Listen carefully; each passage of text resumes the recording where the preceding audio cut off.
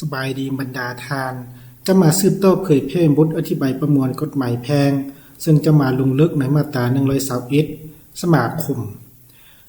มแม่นการจัดตั้งทางสังคมที่สร้างตั้งขึ้นด้วยความสมัครใจ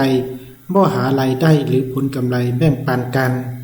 และเครื่องไว้ยั่งเป็นประจำเพื่อปกป้องสิทธิและผลประโยชน์อันชอบธรรมของสมาคม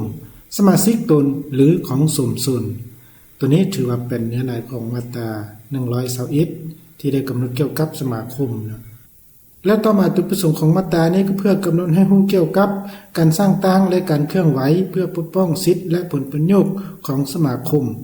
สมาชิกและสมส่วนของตนโดยบ่หารายได้หรือผลประโยชน์มาแบ่งปันกันนะตัวนี้ถือว่าเป็นจุดประสงค์ของมาตรานี้แล้วต่อมาตัวอย่างนะกและขอมีความสมัครใจสร้างตั้งสมาคมข้อเพื่อช่วยเหลือชาวบ้านง้อในเวลาเกิดภัยพิบัติเช่นภัยน้ำท่วมเกิดอัคคีภัยต่างๆนะตัวนี้ถือว่าเป็นตัวอย่างสนานการเผยแพร่มาตรา121มาฮอดนี้ก็ได้สิ้นสุดลงเพียงเท่านี้นะขอขอบใจ